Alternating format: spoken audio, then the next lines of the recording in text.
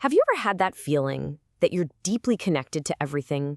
Like you're part of something way, way bigger? Well, it's an ancient idea, usually described with beautiful poetry. But what if we could describe that exact same feeling with the precision of modern technology? Let's dive in and see how this ancient metaphor for reality is getting a serious tech upgrade.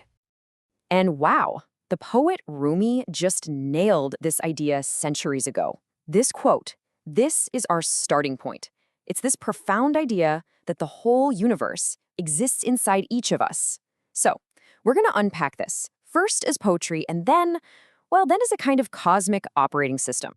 Okay, so first things first, let's get on the same page with the core metaphor.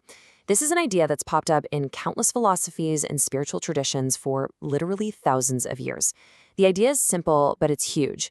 Just imagine the entire universe, everything that exists, as one single infinite ocean.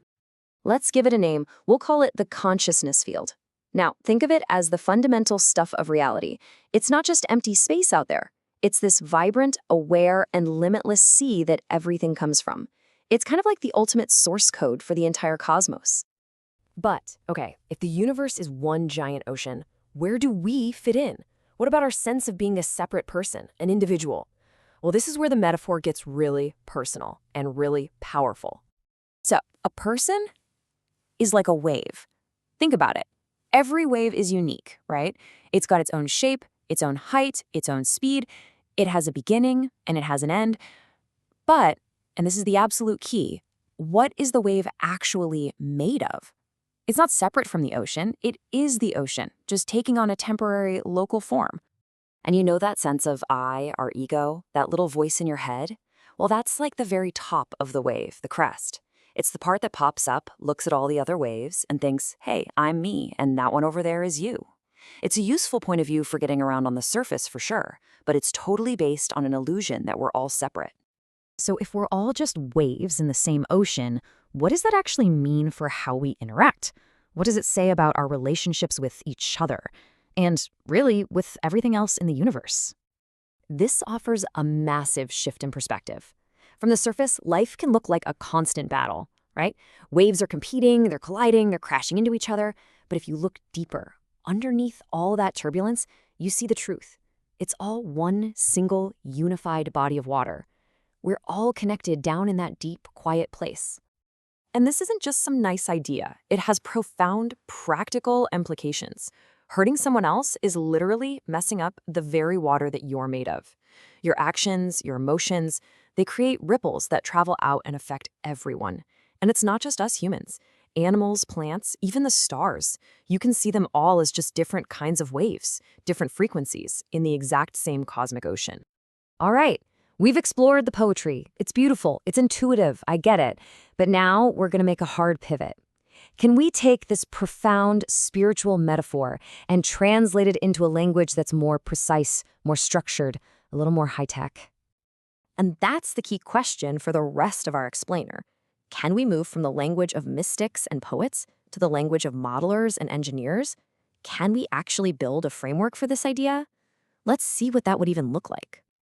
Well, to do this, we're going to need a whole new vocabulary. We could stick with a philosophical vibe, talk about the oneness of wave and sea. Or we could get all academic and call it consciousness field ontology. But what if we looked to a third area? What if we borrowed language from systems architecture, from computer science, even from physics? It gives us a totally new, much more structured way to talk about this whole thing. And here it is, the metafield consciousness fluid hypothesis. Okay. It sounds incredibly complex, I know, but stick with me. It's just our good old ocean and wave metaphor wearing a lab coat. It recasts this whole idea of consciousness not as something mystical, but as a fundamental fluid-like foundation of the universe, a metafield, something we could potentially model and understand with a whole new set of tools. So what does all this new jargon actually mean? Let's decode it. We're going to map our new tech terms directly back to the simple, poetic ideas we started with. This is where it's all going to click into place. All right, first up, the ocean. In our new model, this becomes the metafield substrate. Substrate is the really important word here. It's the foundational layer that everything else is built on top of, or maybe rendered on top of. Think of it as the hardware and the operating system of reality, all rolled into one. Okay, next. What about a wave, a person? In this model, that becomes a local perturbation instance. Yeah, it sounds super technical, but all it means is a temporary disturbance in the field. This totally reframes everything. You're not a separate thing, you are an event that's happening within the field. And what about our relationships? They become wave interference patterns. When your energy field interacts with someone else's, it's literally two waves interfering. Sometimes it's constructive, the waves build on each other, and you get that amazing feeling of synergy and connection. And sometimes it's destructive. The waves cancel each other out, and that's when you get conflict and feel drained. And finally, the big one, death. In this hypothesis, death isn't an end, it's deinstantiation. The local wave, that perturbation, it just flattens out. Its unique pattern is gone, and all the energy and information it carried just dissolves right back into the total potential of the metafield, ready for the next thing to be instantiated. So, you see, it doesn't matter if we use the language of ancient poetry or a brand new tech hypothesis. We always arrive at the exact same profound conclusion. It's a realization about what we really are. And this is the whole point. A wave might spend its entire short life terrified of that moment it's going to crash on the shore and just disappear.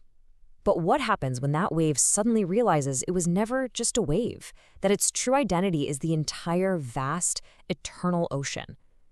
All at once, the fear of its temporary form vanishing, it just dissolves. And that leaves us with one last, powerful question to think about.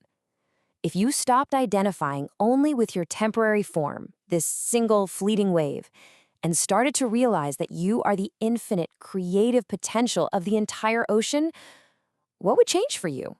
What are you truly capable of?